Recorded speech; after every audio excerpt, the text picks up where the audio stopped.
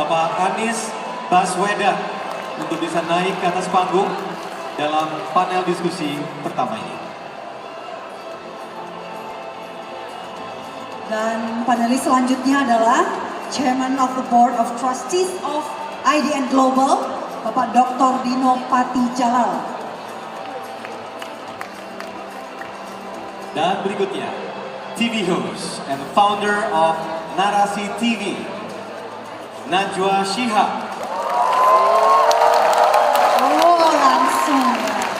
Langsung semangat. Excited, makanya jangan kemana-mana Bapak Ibu ya.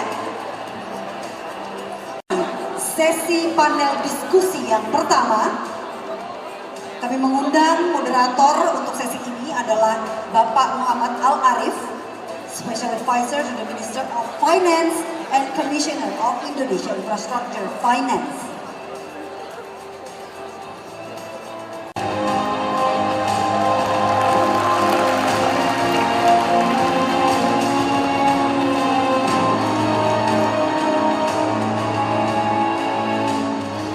Sekali lagi, berikan aplaus juga yang besar.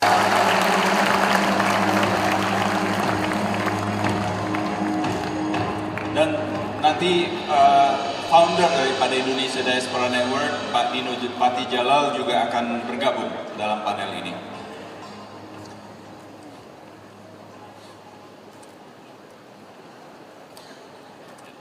Terima kasih. Nah, inilah panel utama kita pagi ini, dan sekali lagi panel kita tidak butuh introduction, but I'm gonna introduce you anyway. Bapak Bambang Sutantono adalah mungkin the highest ranking Indonesian in an international organization. Beliau adalah wakil presiden daripada Asian Development Bank based di Manila. Beliau memperoleh doktor dari University of California di Berkeley, jadi beliau anggota Berkeley Mafia. Selamat Pak.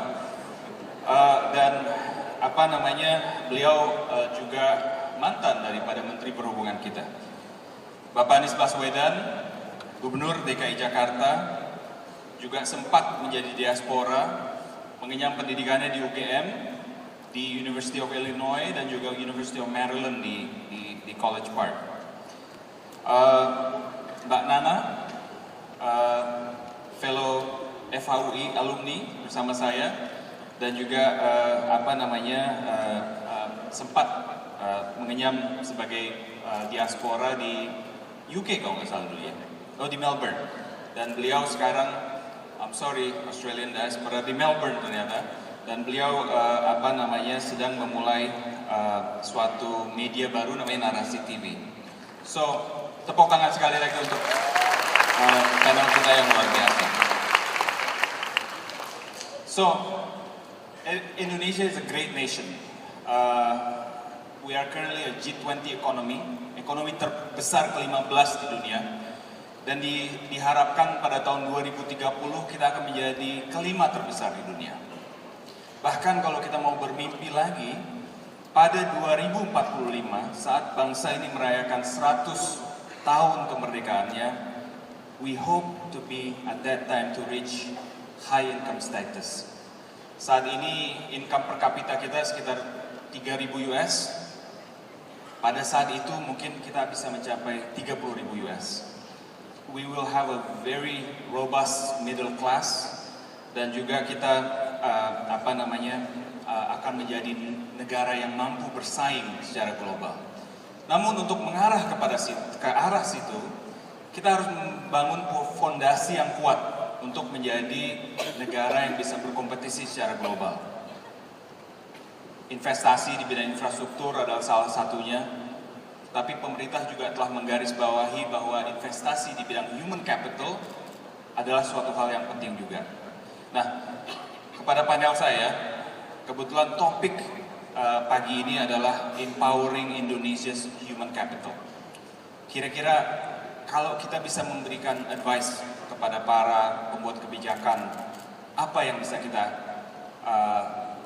sampaikan kepada mereka dalam hal ini, khususnya dalam mengharness kekuatan diaspora kita yang luar biasa. Saya mulai mungkin dari ujung dari Pak Bambang, Pak. Silakan Pak Bambang. Terima kasih. Assalamualaikum warahmatullahi wabarakatuh. Selamat pagi, salam sejahtera untuk kita semua. It's glad to be here, joining you in this very important event. Saya mau pakai bahasa Indonesia ya, boleh.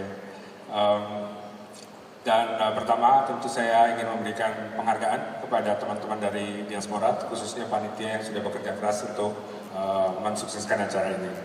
Kembali kepada pertanyaan pembuka tadi, saya kira tepat sekali tema yang dipilih untuk kongres kali ini, Empowering Human Capital.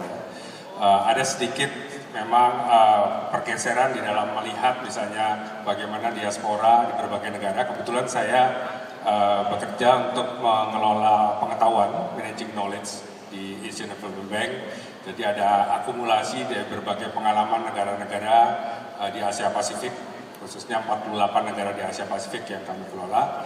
Dan di situ kami melihat benar bahwa memang ada pergeseran sekarang dari yang disebut hard physical infrastructure saja, ya, tadi disampaikan oleh Pak Moderator, lebih kepada human capitalnya lebih ditekankan ataupun kualitasnya lebih ditingkatkan. Nah, kita juga melihat misalnya pergeseran konseptual. Tadinya kita selalu bilang brain drain, ya, kehilangan orang-orang pemikir. Itu karena sifatnya memang kita melihat individu, human capital as individu. Tetapi kita melihat bahwa kedepannya sekarang justru dari human capital as individual itu lebih ke arah social capital. Jadi dari human ke social meaning that there is a network. Ya. Di dalam network itulah sebetulnya terjadi berbagai macam proses di mana akhirnya kedua negara asal dan negara yang dituju itu memiliki benefit-benefit yang luar biasa. Biasanya benefit itu goes beyond education skill, tapi juga misalnya di dalam bisnis ada istilah misalnya KIT, knowledge, investment, and trade. Jadi dengan knowledge yang dipunyai, kita create satu network, ya, dari human capital menjadi social capital, dan knowledge network inilah yang kemudian menjadi salah satu mesin penggerak dari investment dan trade, investasi dan perdagangan dari kedua negara. Ya. Contoh yang paling sederhana waktu saya masih mahasiswa dulu, sering diminta untuk translasi dari satu konsultan di Amerika, saya sekolah di Berkeley. Dia minta, coba ini tolong diterjemahkan bagaimana sih peraturan-peraturan terakhir di Indonesia, bagaimana misalnya how to work in Indonesia, dan biasanya konsultan-konsultan ini di-hire untuk mempersiapkan beberapa eksekutif, ya, biasanya di oil and gas pada waktu itu, yang akan bertugas di Indonesia. Jadi kita menyiapkan regulasinya seperti apa, practical tipsnya seperti apa. Nah itu biasanya kami sebagai student punya sampingan kerja seperti itu. Yang paling gampang misalnya orang bule jangan berkaca pinggang kalau bicara dengan orang Indonesia karena dianggap tidak sopan. Atau misalnya yes in Indonesia doesn't mean always yes. Gitu ya. Yes tapi nanti mungkin ya ada sesuatu. Gitu. Itu sesuatu yang mereka harus tahu bagaimana how to work and live in a cultural country like Indonesia. Nah, kembali kepada tadi knowledge itulah yang meng-create sebetulnya berbagai peluang untuk trade, perdagangan atau investasi. Dagang yang kecil-kecilan dari zaman saya dulu sekolah misalnya bawa Indomie, bawa kerupuk, bawa apa nanti dijual gitu ya di Amerika. Itu banyak teman-teman yang melakukan itu. Tapi juga dalam skala yang lebih luas, investasi juga terjadi. Nah, di dalam knowledge sendiri itu juga pertukaran dari advice ataupun kalau kita punya pemikiran-pemikiran itu justru sangat bermanfaat bagi negara asal. Saya nostalgia ini satu panel sama Mas Anies tahun 99 kami ada seminar namanya Indonesian Road to Recovery. Pada waktu itu Indonesia habis kena krisis yang luar biasa dan di San Francisco di tempat saya Permias Persatuan Mahasiswa Indonesia di Amerika Serikat, nanti Mas Anies lanjutkan ceritanya. Tapi in short kita memberikan satu advice kepada Indonesian government, kita undang beberapa politisi untuk bagaimana kita memberikan practical tips how to revive untuk bangkit kembali setelah krisis. Jadi sekali lagi knowledge is without border, itu paling gampang dilakukan dan saya sangat senang melihat bahwa diaspora kita sudah memiliki satu network. Tinggal bagaimana kita memanage ekosistemnya, tinggal bagaimana mengelola, bagaimana network itu bisa benar-benar dilakukan dengan sangat praktikal. Mungkin nanti Pak Gubernur ada practical tip lain, bahkan beliau mungkin akan menyediakan sesuatu buat kita semua, itu bagiannya Pak Gubernur. Nah, saya ingin satu lagi, satu hal lagi, yaitu tadi disebutkan tentang diaspora bond. Saya kira ini bagus ya. Biasanya yang terjadi dari beberapa riset itu diaspora kita sering memberikan misalnya remittance, ngirim uang ya. By the way, tadi kalau disebutkan Indonesia kira-kira 8,8 miliar dolar per tahun, Filipina di mana tempat saya kerja itu kira-kira 33 miliar per tahun. Luar biasa Filipina ya. Nah, kita lihat bahwa di samping memberikan satu kontribusi berupa transfer seperti itu, ini juga potensi di mana uang itu bisa dikelola dan kemudian di leverage, misalnya dalam bentuk obligasi ya. Obligasi itu bisa misalnya obligasi syariah ataupun obligasi dengan tujuan tertentu. Kami di Bank Pembangunan Asia misalnya ini menerbitkan obligasi dengan tujuan tertentu. Ada yang disebut climate bond untuk hal-hal yang berhubungan dengan iklim, perubahan iklim. Ada gender bond, bagaimana misalnya meningkatkan peran wanita. Ada juga misalnya education bond, blue bond untuk meningkatkan misalnya ekonomi kelautan. Itu ada tematik bond, dan saya kira diaspora bond ini merupakan salah satu cara yang kita bisa lakukan untuk meningkatkan partisipasi dari ibu sekalian, rekan-rekan semua untuk langsung berpartisipasi dalam pengembangan pembangunan di Indonesia. Saya stop di sini dulu. Terima kasih Pak Bambang. Tepuk tangan dulu untuk Pak Bambang. Perspektif yang luar biasa dari seorang diaspora yang punya vantage point luar biasa di wilayah Asia Pasifik, gitu. Jadi saya pikir there's some positive takeaways nanti yang bisa kita ambil.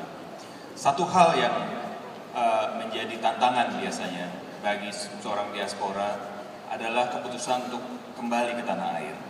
Saya sendiri seorang returnee, Pak Gubernur. Jadi 2 tahun yang lalu, setelah 17 tahun menjadi diaspora dan juga menjadi talenta global, saya agak kemerusung hatinya bahwa di saat teman-teman yang lain membaktikan dirinya untuk tanah air, saya tidak. Nah, 2 tahun yang lalu saya memutuskan untuk kembali. Dan sebagai returnee, kadang-kadang banyak tanda tanya besar gitu. Kira-kira bagaimana nanti dan lain-lain gitu. Kita melihat dalam perjuangan bangsa ini, menuju kemerdekaan, itu juga sinergi antara komponen bangsa di tanah air dan juga diaspora sangat erat sekali. Bung Hatta seorang diaspora di Belanda, Bung Karno di sini bersinergi dan lalu berbuat sesuatu buat bangsa. Mungkin kepada Pak Anies ada tidak masukan bagaimana kira-kira apa yang kita bisa lakukan agar diaspora sebagai returnee ini bisa dengan mudah berasimilasi kembali ke tanah air gitu. Terima kasih Mas Arief. Jadi meneruskan yang sudah disampaikan tadi, memang kita semua yang pernah berada jauh dari tanah air, tadi berkali-kali digarisbawahi. Saya ungkapkannya begini, pesawat terbang boleh saja membawa badan kita pergi, tapi hati dan pikiran kita tidak akan pernah pergi meninggalkan tanah air kita. Itu jauh sana, tapi itu pesan saya sampaikan kalau anak-anak mau pada berangkat sekolah luar negeri. Saya sampaikan ini catatan ya, sehari-hari jangan lihat detik.com, kompas.com terus. Bukan dilarang, tidak. Jangan sampai di masa Anda di pengasingan justru menghabiskan waktunya lebih banyak memonitor apa yang terjadi di Indonesia. Dari menit ke menit Indonesia tidak banyak berubah, tapi izinkan Anda berada di sana membangun jaringan internasional yang nantinya dibawa pulang untuk memperkaya Republik kita. Jadi perginya keluar itu persis katakan Mas Bambang tadi, bukan hanya untuk meningkatkan kualitas sebagai pribadi, tapi membangun jejaring yang amat luas. Bagaimanapun juga tidak akan bisa melepaskan Indonesia dari hati dan pikiran, tidak akan mungkin. Tadi Mas Bambang cerita tahun 99. Teman-teman sekalian, tahun 99 pada saat itu dunia sedang dilanda gelombang pesimisme tentang masa depan Indonesia. Dugaan bahwa Indonesia tidak akan eksis amat kuat. Baru awal 90-an terjadi balkanisasi. Dunia melihat kita sebagai sebuah wilayah yang potensi mengalami balkanisasi. 20 tahun kemudian Indonesia membuktikan bahwa kita berhasil mengecewakan orang-orang yang pesimis tentang masa depan Indonesia. 20 tahun kemudian kita terlihat justru sedang menjadi salah satu negara yang emerging, powerful. Dan kenapa? Satu hal yang sering terlewatkan, size matter. Kita bicara kualitas manusia, lalu kita bicara pendidikan di Indonesia secara umum kalah dibandingkan yang lain-lain. Kalau di rata-rata Indonesia pasti kalah. Kenapa? Karena ukuran kita. Tapi coba ambil 25% anak-anak terbaik Indonesia, maka jumlahnya lebih banyak daripada seluruh siswa yang ada di Malaysia. Jumlahnya lebih banyak daripada apa yang ada di negara tetangga kita. Size matter. Nah, kita menurut saya harus bangun optimisme itu ketika melihat kembali ke Indonesia. Nah, tantangannya, tadi Mas Arief tanya, bagaimana dengan pulang? Kita semua mengalami tantangan itu. Saya kembali ke Indonesia 2005. Sebelumnya saya bekerja di Chicago. Setelah selesai kuliah, saya bekerja di sana. Dan ini juga selalu pesan untuk teman-teman yang sedang kuliah. Kalau Anda kuliah di luar, jangan pulang cepat-cepat. Selesai sekolah, jangan langsung pulang. Kalau dari sekolah langsung pulang, Anda hanya bawa diploma. Kalau diploma saja, belajar jarak jauh saja nggak ada bedanya. Tapi setelah di sana, tambahkan bekerja, bangun jaringan. Ketika pulang, bawa dengan kompetensi bidangnya. Yang kedua, bawa kemampuan komunikasi internasional. Yang ketiga, bawa jaringan yang amat luas. Dan yang keempat, bawa bond untuk Indonesia. Sekarang lagi berpikir tuh bondnya. Jadi kan ada kompetensi pribadi, kemampuan komunikasi internasional. Yang ketiga adalah jaringan. Yang keempat adalah modal yang dibawa pulang. Tapi kalau hanya sekolah dan pulang, maka pulang hanya bawa nomor 1. 3 lainnya tidak masuk. Karena itu saya mendorong. Tapi tantangannya bagaimana mau pulang? Tadi diceritakan, tidak selamanya iya itu berarti iya. Insya Allah iya dan iya insya Allah itu bisa lain beda. Insya Allah iya, insya Allah iya, ada insya Allah penolakan, ada insya Allah harapan. Itulah, tapi itulah kita. Tapi begini, saya ingin sampaikan kepada teman-teman semua, yang tidak kalah penting bagi kita-kita yang pernah berada di pengasingan, kami selalu menyebutnya jangan sampai tidak balance. World class competence harus diimbangi dengan grassroots understanding. Jangan sampai world class competence justru tidak memiliki pemahaman atas grassroots kita, kenyataan kita. Tapi jangan juga terbalik. Kita memiliki pemahaman yang luas tentang Indonesia, tapi tidak punya kompetensi yang world class. Nah, untuk itu, teman-teman sekalian, untuk kembali belajar, berinteraksi dengan orang-orang yang pulang lebih awal, pengalaman saya sangat membantu. Bertanya, memperluas jaringan, dan seperti IDN ini menjadi platform yang sangat baik. Karena itu tadi waktu saya mendapatkan kantor khusus untuk IDN di ibu kota kita. Dan kami akan atur kantornya di salah satu segitiga emas ini. Jadi Anda di pusat kota Jakarta. Kemudian kantor ini menjadi co-working space. Saya akan atur ruangannya agak besar sebelum menjadi badan. Karena kalau badan itu nanti pemerintah pusat. Kalau mau dikerjakannya dengan Jakarta, Jakarta siap untuk langsung dukung. Bisa langsung. Kalau pemerintah pusat siapkan kita tunggu. Tapi kita membutuhkan de facto tempat transit. Kita-kita yang kembali dari luar, di sore dan malam hari ada jaring keluarga. Tapi siang hari mau kemana? Di mana kita bisa membangun jaringan? Di mana tempat kita? Nanti dengan tempat itu insya Allah akan menjadi co-working space transisi sampai mendapatkan tempat permanen untuk berkarya di Indonesia ini. Jadi tempat ini nanti kita atur, insya Allah nggak jauh-jauh dari sini, udah kebayang sih tempatnya. Tapi sebelum permisi sama yang punya tempat jangan diumumin dulu gitu. Yang punya tempat DKI juga, tapi akan ada yang digeser di situ. Nah, ini teman-teman saya berharap nanti sesegera mungkin dengan IDN. IDN silakan berkantor di situ, gunakan tempat itu, dan gunakan ini menjadi hub-nya. Sehingga siapa saja diaspora datang ke Indonesia memiliki home base.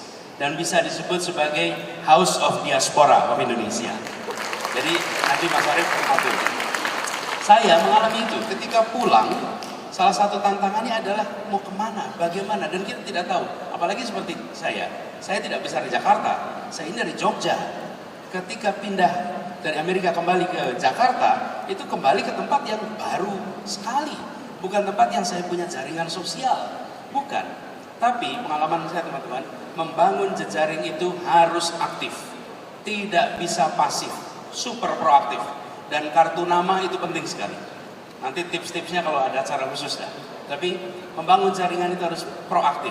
Nah, saya berharap teman-teman sekalian, ketika kembali ada 3 sektor besar di Indonesia. 1 sektor swasta, market. Yang kedua adalah sektor pemerintahan, politics, government. Sektor ketiga adalah civil society. 3 sektor ini yang sekarang besar di Indonesia. Mana yang berkembang akan sangat pesat? Proyeksi saya yang berkembang akan sangat pesat adalah sektor swasta. Perkembangannya luar biasa. Karena itu, kalau teman-teman kembali, bangun jejaring, dan IDN saya rasa bisa memfasilitasi justru dengan new business communities yang ada di Indonesia. Fasilitasi ke sana. Karena itu kalau KBRI, jangan kalau ada pejabat datang diundang ketemu mahasiswa. Bila ada bisnismen Indonesia datang, diajak ketemu dengan mahasiswa Indonesia. Tapi disitulah masa depan kita. Kalau pejabat diundang, ajak diskusi policy, udah bisa dibaca semua policy itu di berita. Tapi kalau business leader datang ke sebuah negara, justru mereka yang dipanggil untuk berinteraksi dengan teman-teman yang sedang kuliah. Dan para asosiasi pelajar kita di Amerika, Permias, PPI, seringnya PPI, Permias mengundangnya kalau pejabat datang. That is okay, tapi that is past. The future is not in government. The future is in business sector and civil society. Karena itu kalau business leader datang, undang business leader itu ketemu. Karena akan ketemu dengan cerita peluang Indonesia. Akan berbicara tentang Indonesia yang dilihat dari sudut pandang entrepreneur. Tidak ada entrepreneur yang pesimis. Pasti mereka berperspektif yang positif. Jadi saya usul teman-teman sekalian, IDN menjadi platform untuk bisa menyambungkan potensi diaspora kita dengan 3 sektor ini, utamanya malah justru sektor ekonomi dan bisnis. Dan sekarang saya di pemerintahan. Bagi kami di pemerintahan, perspektifnya begini, kami ingin perekonomian tumbuh sehingga lebih banyak yang bekerja, sehingga pajak kita meningkat. Tapi pemerintah bukan sebagai pelaku ekonomi yang mencari keuntungan sebesar-besar dari perekonomian, tidak. Yang harus tumbuh justru the private sector. Dan civil society dibutuhkan sekali. Indonesia hari ini merupakan salah satu tempat di mana organisasi civil society terobosannya inovatif. Begitu banyak movement-movement yang muncul di Indonesia yang menjadi, kalau dalam kutip, ikut menyelesaikan masalah yang ada di bangsa kita. Mengakhiri, seperti yang sampaikan tadi Mas Bambang, bahwa bukan hanya secara pribadi, individual human capitalnya kuat. Yang dibutuhkan satu tahap lagi, bagaimana social capitalnya kuat. Dan itu artinya jejaring yang dibangun, baik di sektor pemerintahan, sektor swasta maupun sektor civil society. Demikian dari saya. Terima kasih. Terima kasih. Peran kita untuk memperbesar private sector, ekonomi, dan akhirnya juga pendapatan negara melalui pajak. Sebagai seorang dari Kementerian Keuangan, kalau ngomong pajak meningkat, kita jadi excited, Mas Anies. Jadi terima kasih. Diaspora kita secara jumlah itu diperkirakan antara 6, 7, bahkan bisa sampai 8 juta di seluruh dunia. Kita kalau menjadi provinsi, itu menjadi provinsi terbesar ke-10 di Indonesia. Kita bahkan lebih besar ya populasinya daripada negara Singapura kalau jumlah diaspora kita.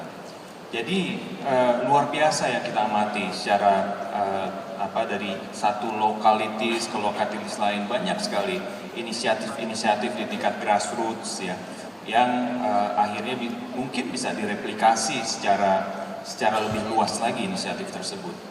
Nah, normally kalau Najwa Shihab tuh menanyakan question, ask the question. I'm gonna turn the table around, I'm gonna ask her the question today. Kira-kira ganti profesi. Kira-kira what's your view on this, Nana ya? Inisiatif-inisiatif grassroots yang mungkin bisa kita replikasikan secara lebih luas lagi. Karena waktu saya jadi diaspora, yang menjadi pengalaman menarik adalah diversity kita, hidup secara aneka ragam yang luar biasa dan hidup yang sangat dinamis dan sangat harmonis gitu. Kira-kira gimana, Mbak Nana? Terima kasih Mas Arif. Assalamualaikum warahmatullahi wabarakatuh. Biasanya saya bertanya dan sekarang saya menjawab, tapi saya akan usahakan tidak menjawab ala politisi yang biasanya suka tidak menjawab pertanyaan. Jadi mudah-mudahan saya bisa.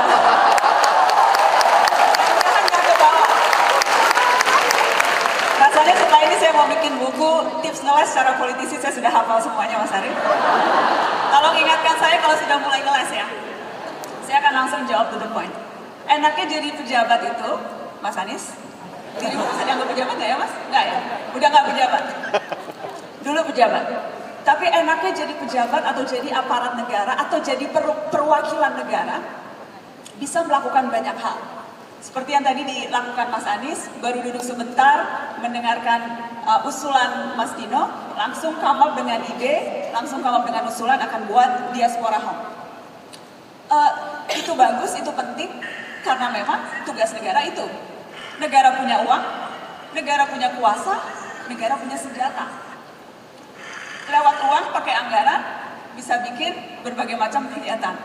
Lewat kuasa, aturan, bisa mengatur segala hal dalam hidup kita.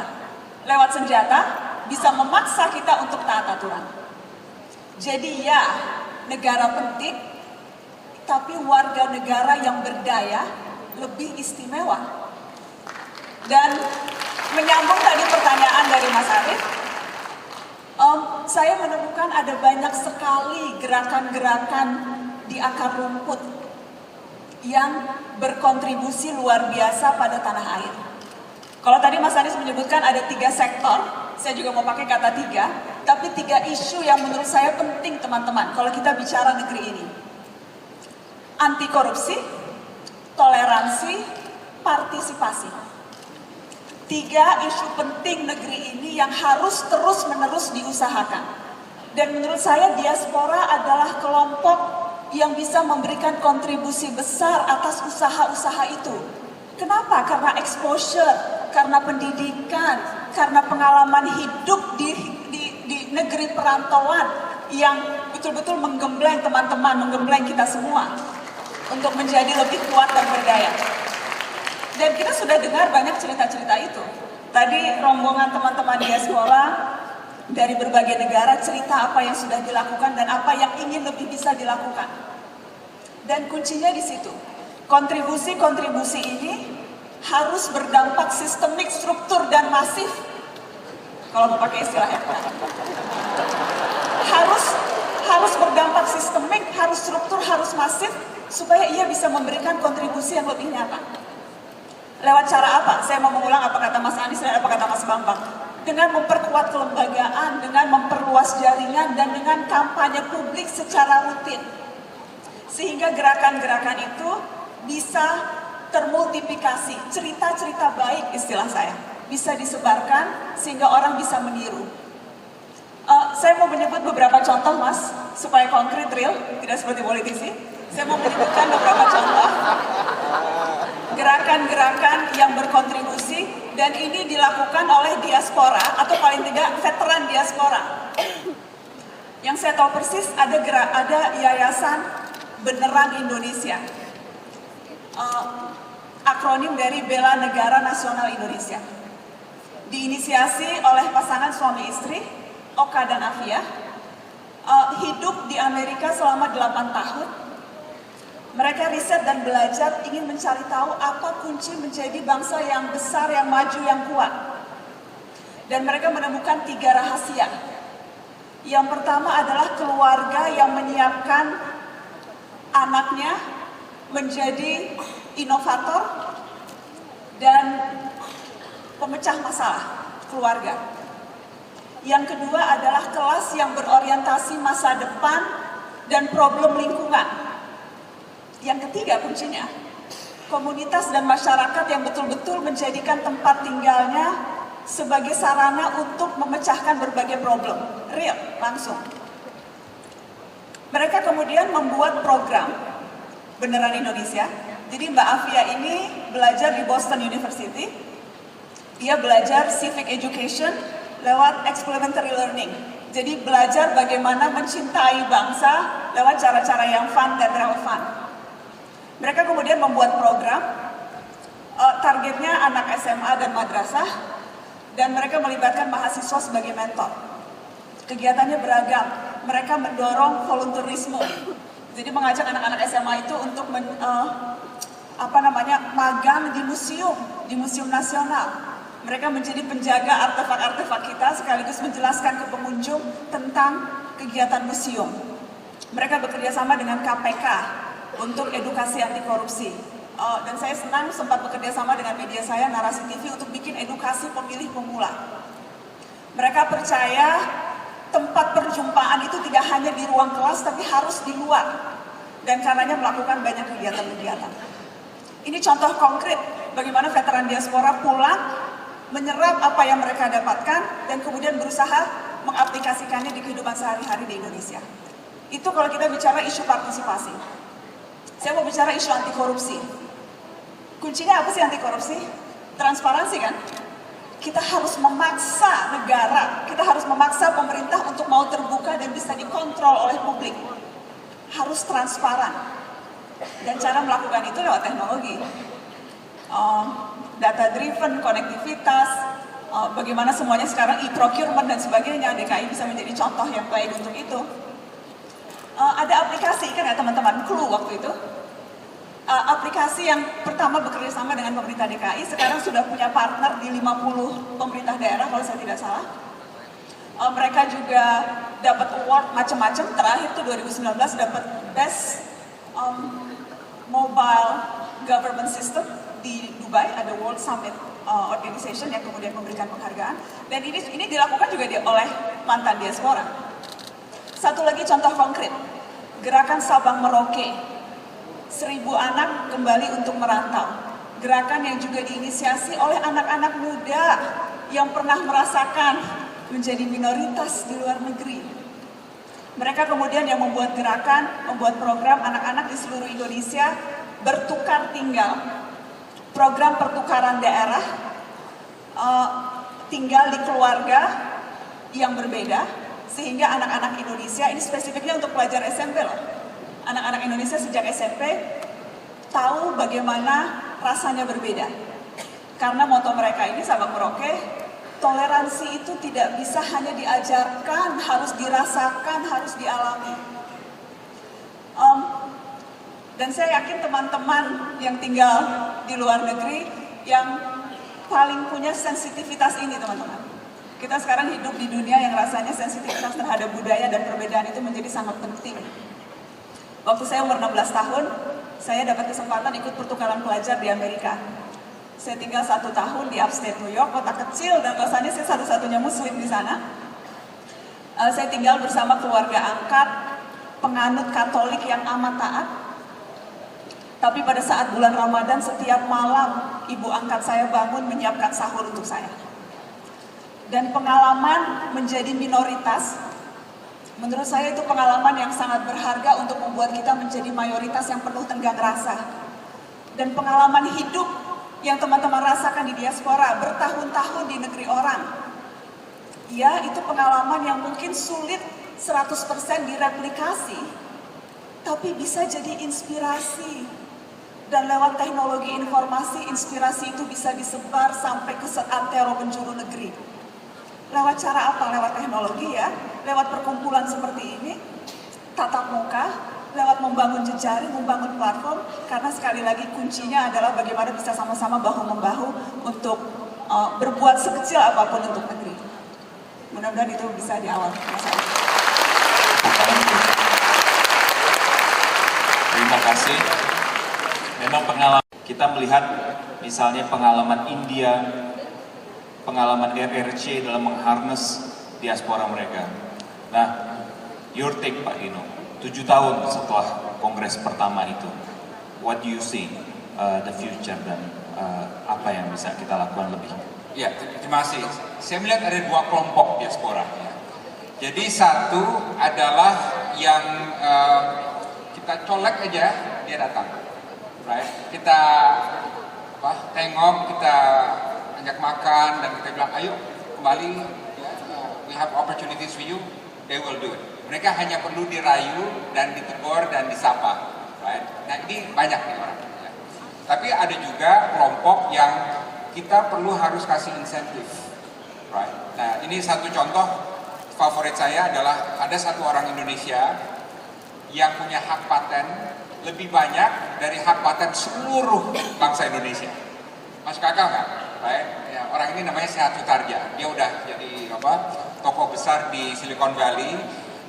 Dia di industri microchips, kemudian segala macam. Kalau nggak salah ada ratusan hak paten yang ada di dia. Right? Jadi lebih banyak dari hak paten seluruh bangsa Indonesia. Saya udah kesana, kemudian kasih rayuan gombal dikit-dikit. Right?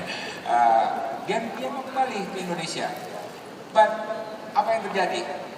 Karena respons dari birokrasi lamban, right? Dia mau kasih ini, kasih itu, lama sekali izinnya, dan orang di bawah nggak ngerti ini apa nih diaspora dan mau apa nih orang ini kan udah orang Amerika, ngapa dia segala macam. Akhirnya yang nawarin siapa? Negara tetangga Singapura. Bilang, I know you are, Sehat, kamu orang hebat segala macam, ayo invest di kita dong. Kamu udah di Irlandia, udah di tempat mana, coba di Singapura. Saya latih your people, saya kasih training, saya kasih insentif ini, insentif itu, bahkan kantor kita kasih deket MRT segala macam. Akhirnya apa? Ya, dia nggak ada pilihan, ke kita lamban, ya, responnya lemah, dia nggak kemana-mana, akhirnya Singapura. Jadi tantangan kita semangat besar dari luar. Pendekatan kultural bisa efektif ya, apalagi legalistis dan lain sebagainya. Tapi policy reform respon kebijakan yang paling penting untuk menarik. Salah satu contoh Malaysia menarik talent dari luar, ya kan banyak talent luar tuh. Insentifnya sangat spesifik. Dia bilang kamu kalau kesini bisa bawa mobil dengan gratis, right, dari luar. Karena misalnya kamu udah nyaman di Jerman, mungkin kami kasih gaji kamu nggak terlalu besar, tapi mobil bisa kasih gratis karena ada fasilitas khusus. Dan ada beberapa fasilitas yang sangat teknis, sangat praktis, tapi memberikan sinyal yang besar bahwa we want you. Jadi kalau menurut saya, setelah kongres ini, yang perlu dipikirkan kita dan pemerintah benar-benar bukan retorika lagi. Retorika is nice, segala macam. But what is the policy response to show them? Makanya saya apresiasi sekali Pak Anies. Tadi begitu mendengar, langsung Pak Anies bilang, this is what I'm going to do. Give them space, co-working space. They are welcome to produce and create here. Space saya jamin. That's exactly what we need to hear from the government here. Terima kasih Pak Dino. Jadi luar biasa sebenarnya dari satu sesi ini aja sudah ada beberapa hal yang konkret yang sebenarnya bisa kita pikirkan ke depan. Pengurus diaspora yang nanti akan kepilih yang baru, saya kebetulan presiden pertamanya dan saya merasakan sendiri Mas Anies saat itu. Kalau ingin berkumpul kita harus cari warung kopi dulu di Jakarta, dan if we have our own house nanti luar biasa sekali apa yang kita bisa lakukan. Itu konkret ya. Welcome Ambassador of the United States Joseph Donovan. Welcome Ambassador.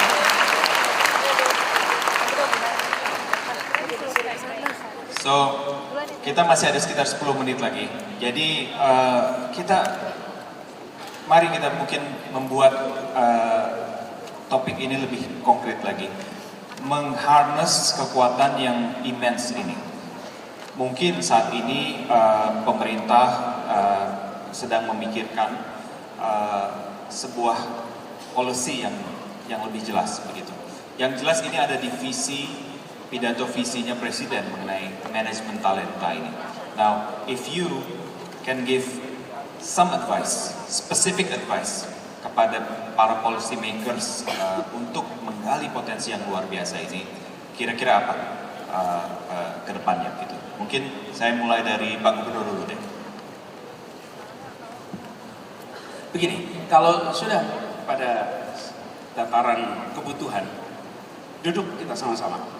Jadi sebenarnya kalau bicara kemampuan untuk langsung bertindak di level kota itu bisa langsung action. Seperti kami di pemerintah provinsi butuhnya apa kita langsung bisa atur. Jadi saya tadi satu soal fasilitasi, tapi tidak kalah penting begini. Barangkali semua teman-teman yang menjadi agenda IDN untuk dilakukan di Indonesia, gunakanlah Jakarta sebagai tempat untuk memulainya. Misalnya punya ide-ide baru, silahkan kita bicara dan birokrasi kita, insya Allah kita akan respon. Ini salah satu tantangannya, Dan kita sekarang di Jakarta, alhamdulillah step by step kita ubah. Bahwa di birokrasi terbiasa mengikuti SOP, tapi punya sumber daya dan bisa scale up. Di civil society banyak ide inovasi, ide kreativitas, tapi tidak punya sumber daya, karena itu scaling up itu susah sekali dilakukan. Saya dulu di civil society, saya di Gerakan Indonesia Mengajar, saya di Gerakan Masyarakat, jadi sudah membayangkan betapa lambatnya dan irresponsifnya pemerintah waktu saya on the other aisle. Saya sekarang switch, saya berada di sisi pemerintahan. Dan apa yang kemudian kami lakukan? Kita melakukan pendekatannya kolaborasi. Kolaborasi artinya begini, idenya dari civil society, ketika pelaksanaan dilakukan bersama dengan pemerintah. Jangan diadopsi. Kalau diadopsi malah nggak bisa jalan.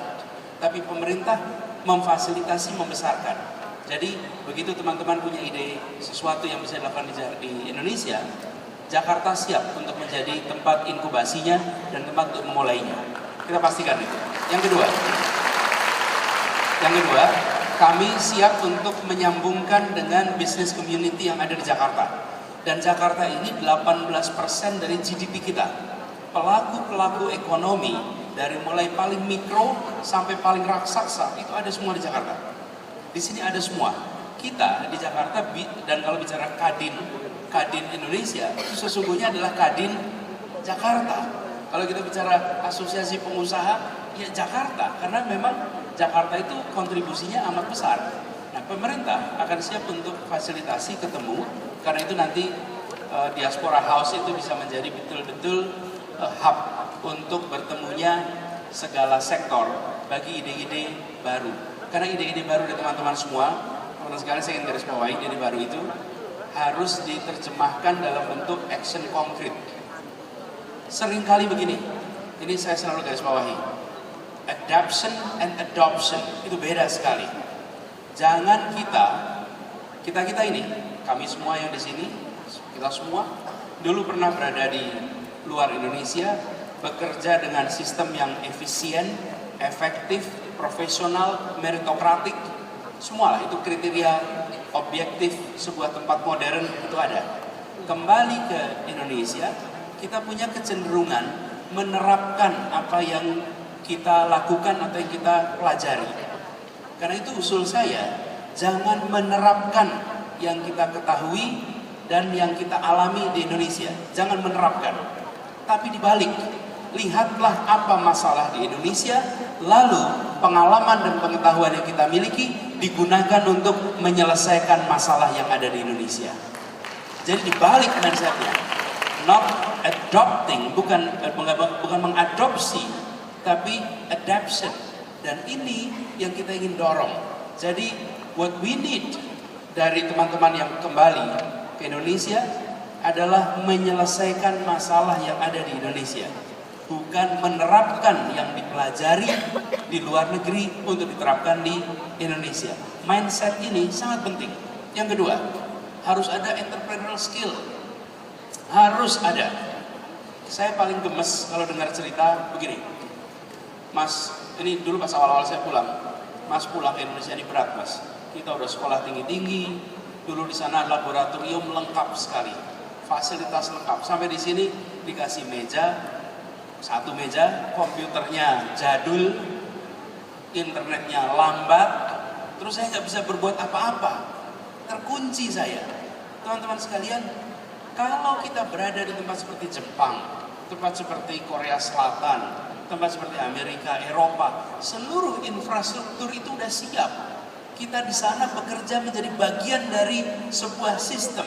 Kalau di Indonesia, yang dibutuhkan justru kemampuan membuat sistem itu, kemampuan membuat infrastruktur itu. Jadi kalau seorang peneliti pulang ke Indonesia, maka jangan berharap sekedar peneliti saja. Dia harus bisa menjadi peneliti yang punya kemampuan entrepreneurial, sehingga dia bisa mengubah fasilitas satu meja tadi dengan komputer yang jadul, dengan ide-ide kreatifnya, bangun jaringan, ajak private sector, ajak pribadi-pribadi yang mau mendukung kebaruan, lalu ide itu dijual, dan ajak mereka untuk terlibat. Indonesia sudah membuktikan kita bisa menjadi rumah bagi inovator yang mampu menerjemahkan idenya di dalam konteks Indonesia kita. Tapi kalau tidak ada itu, akan sangat sulit. Karena itu kecenderungannya, seperti pengalaman teman-teman yang sudah matang. Kalau yang sudah matang di Indonesia, kembali ke sini sangat sulit. Kenapa? Karena sudah terbiasa dengan sistem yang ada di sana. Tapi yang bagi pemula jauh lebih mudah. Karena dia akan bisa menjangkau tempat-tempat yang dari dasar gitu. Mulainya jauh lebih mudah. Jadi saya berharap bagi teman-teman semua lakukan itu. Yang ketiga, cari partner lokal. Jangan kerjakan sendirian. Kalau punya ide baru, cari partner lokal yang tahu medan di tempat ini. Kalau kita tidak tahu medan, tidak tahu lewatnya mana, jalurnya apa, akan sangat sulit sekali. Teman-teman, aplikasi jalan yang kita miliki, itu sudah memasukkan dalam algoritmanya begitu banyak faktor. Tapi coba ketemu dengan supir taksi, suruh lihat aplikasi kita. Rutenya begini, dia nanti akan bisa jawab, Pak, ya boleh aja Pak ini. Tapi sebenarnya Pak, kalau jam segini pakainya ini aja Pak. Dia tahu persis, dia punya pengalaman bahwa aplikasi ini sudah mengadopsi begitu banyak data dalam algoritmanya, bisa saja. Tapi pengetahuan lapangan penting sekali. Dan kalau punya mitra, efeknya dua. Satu, lebih tahu lokal. Yang kedua, kita menjadikan mitra lokal kita memiliki standar global. Itu usulan saya. Terima kasih, Pak Tangan. We don't have much time left. Aktivitas yang apa namanya luar biasa di tingkat grassroots itu. Kalau boleh saya mau promosi Narasi TV supaya yang promosi bukan hanya Gubernur Jakarta. Boleh ya? Nah, bedanya sama politisi, saya minta izin dulu Mas. Mohon izin, saya mau promosi perusahaan baru saya. Dan mudah-mudahan itu bisa sedikit menjawab pertanyaan Mas Arief. Kami media baru Narasi TV, tapi sejak awal kami percaya bukan hanya sekedar konten, tapi bagaimana konten itu bisa berdampak dan beraksi nyata. Dan nyambung ke yang tadi Mas Anies katakan, pentingnya grassroots, akar rumput untuk terus diberdayakan dan digerakkan. Yang kami lakukan kemudian Mas Arief, kami membentuk komunitas, kami membangun jejaring. Saat ini komunitas Narasi TV yang kami namakan komunitas Mata Kita, dari Mata Najwa obviously. Komunitas Mata Kita sekarang sudah ada di 34 provinsi dan ada juga di sebagian kota di luar negeri, di Hong Kong dan di Mesir. Anggotanya sudah terdaftar 190.000 orang, dominasinya anak muda. Dan kami mendorong mereka untuk melakukan banyak hal apa yang penting dan relevan untuk lingkungannya. Komunitas Mata Kita di Maluku misalnya banyak aksi-aksi sosial toleransi. Mereka bergantian mengecat gereja dan membersihkan masjid. Komunitas Mata Kita di Jogja banyak aksi-aksi literasi. Yang di Jabodetabek, Mas Anies, besok nih insya Allah kita CFD, kita bikin gerakan Merdeka dari Plastik. Jadi mencari isu yang penting dan relevan di lingkungan sekitar dan melakukan itu menjadi aksi nyata. Sampai sejauh saya dan teman-teman di Narasi TV, kami berkeliling Indonesia. Tahun ini Narasi TV kita bikin workshop di 10 kota dari Aceh sampai Papua. Memberikan pelatihan bagaimana membuat konten yang berdampak, terutama konten lokal. Karena kalau kita lihat sekarang seolah-olah Indonesia hanya Jakarta ya. Copras-capres, kampret cebong, nasi goreng, minta menteri, koalisi oposisi. Padahal ada banyak sekali isu yang perlu diangkat, dan siapa lagi yang bisa mengangkat isu ini kalau tidak konten-konten kreator anak-anak lokal yang kemampuannya luar biasa loh, dan memiliki keunikan masing-masing. Di Padang misalnya, mereka jago nulis. Di Aceh, orang-orang yang bikin video dokumenter keren-keren dong. Di Bandung, banyak yang kami temukan desain grafis yang punya kemampuan luar biasa dan perlu diberikan panggung, perlu diberikan wadah. Dan tidak hanya di Indonesia, di Narasi TV kami punya kanal Mata-Mata, bekerja sama dengan PPI. Saat ini sudah kerjasama dengan 30 negara. Mereka menjadi mata-mata kita di luar negeri, mengirimkan cerita-cerita baik tentang bagaimana perjuangan di luar negeri sebagai perantau. Bagaimana nikmatnya uang beasiswa pas-pasan. Ring sebel gak sih? Dan juga meliput peristiwa-peristiwa yang menarik.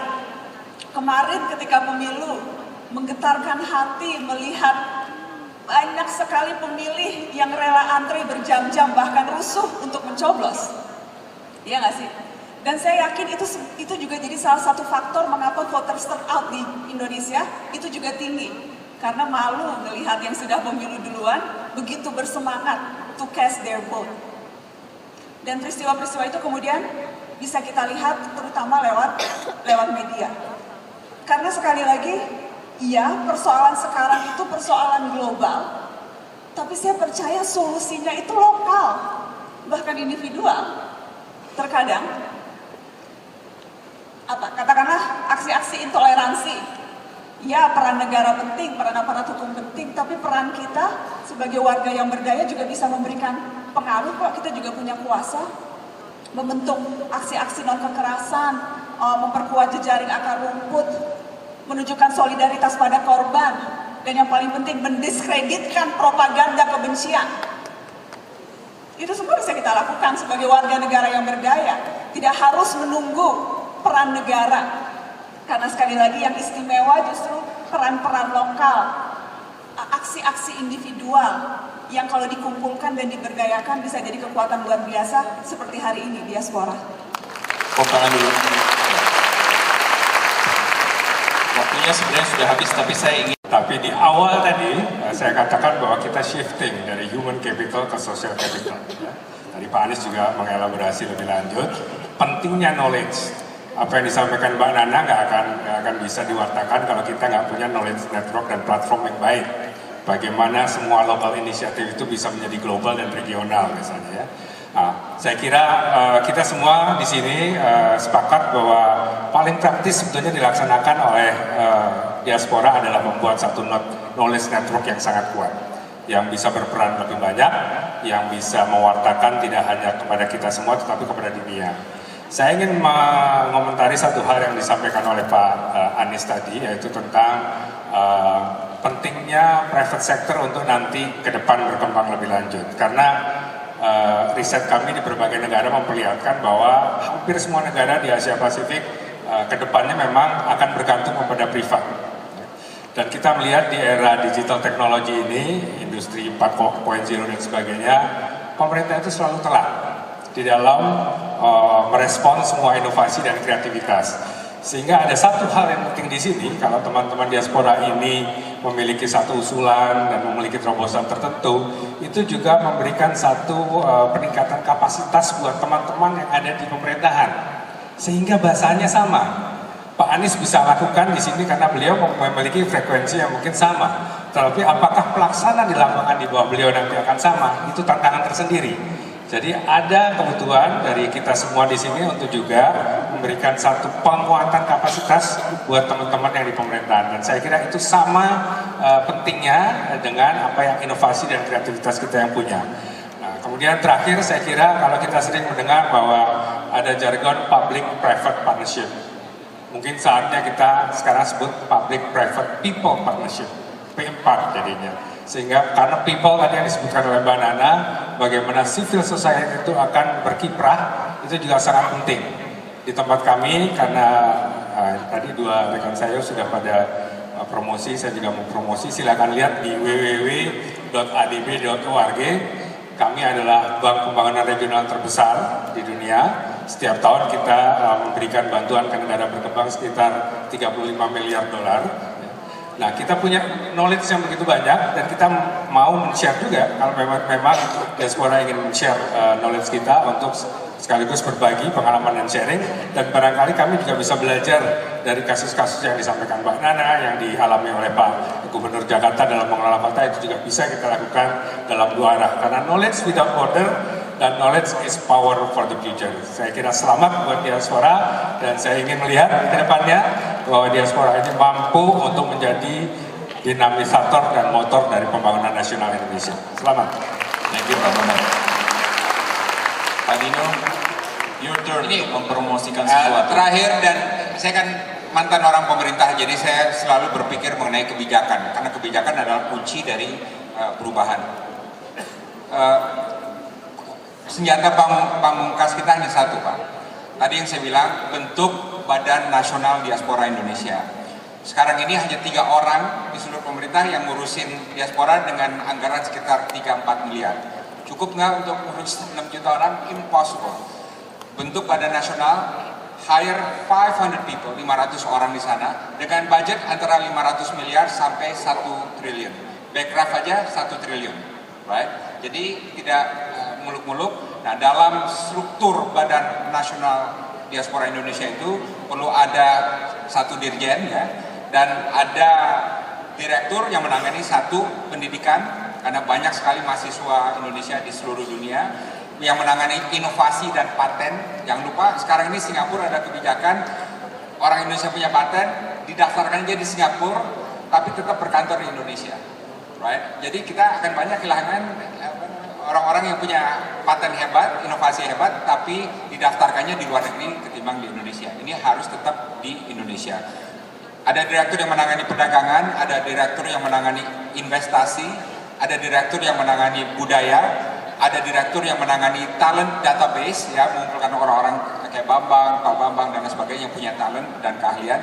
Ada direktur yang menangani filantropi, karena banyak sekali orang Indonesia yang menyumbang ke tanah air tapi tidak terdeteksi. Ada direktur yang menangani LSM, banyak sekali ormas-ormas diaspora yang bersifat etnis, keagamaan, profesional, yang juga aktif tapi tidak terdeteksi. Dan juga ada direktur yang menangani bagaimana menyalurkan diaspora ke daerah. Kalau itu dilakukan, Pak Arief, saya jamin kontribusi diaspora ke Indonesia akan 10 kali lipat dalam 10 tahun ke depan. Siap, terima kasih. Let's give another big round of applause to our panel today. Dan begini, Dino cerita panjang lebar, tapi kita semua ingat ketika pertama kali dimulai, ketika Dino di Amerika, Pak Rosa di sana memulai ini semua, sampai sekarang sudah jalan 7 tahun. Kita semua jadi saksi, dan sampai sekarang masih yang dipikirkan mengembangkan bagaimana diaspora itu bisa kontribusi lebih besar. Menurut saya pantas kita beri aplaus khusus untuk Dino Patijala. Terima kasih atas waktunya, insights-nya, semoga bisa menjadi tambahan energi untuk kita semua. Mas Arief, boleh minta waktu 30 detik nggak? Boleh? Ya. Biasanya kan di akhir, biasanya saya kalau acara itu ada catatan Closing speech. Ya, Okay. bukan speech sih. Dan kalau boleh saya mau membacakan ini catatan Najwa waktu itu ketika kami ke Belanda. Waktu itu Mbak Najwa sempat acara di Belanda dan audiensnya semuanya diaspora. Dan mungkin rasanya mudah-mudahan relevan untuk teman-teman yang ada di sini. Boleh saya izin membacakannya? Duduk aja ya. Saat rantau menawarkan beribu goda dan harapan, kampung halaman terasa sungguh meragukan. Di bawah naungan bujuk rayu materi, tanah air terasa hanya sekedar melankoli. Wajar jika keraguan merajalela. Indonesia tampak belum menjanjikan apa-apa. Tapi Ibu Pertiwi tak pernah bosan memanggil. Perantau kuyup oleh perasaan sentimental. Dipantik oleh ingatan dan kenangan, rindu tanah kelahiran pasti tak tertahankan. Namun kepulangan jangan semata memuaskan kerinduan. Indonesia butuh sumbangsih mereka yang berpengetahuan. Begitu banyak agenda bersama yang harus direalisasikan, mimpi dan harapan yang harus jadi kenyataan. Kami amat risau menunggu kepulangan kalian yang sedang berguru. Pulanglah kapanpun kalian mau. Saudara-saudaramu juga sangat ingin maju. Rawe-rawe lantas, malang-malang putung. Kita bikin Indonesia jadi bangsa yang agung. Salam diaspora. Salam diaspora.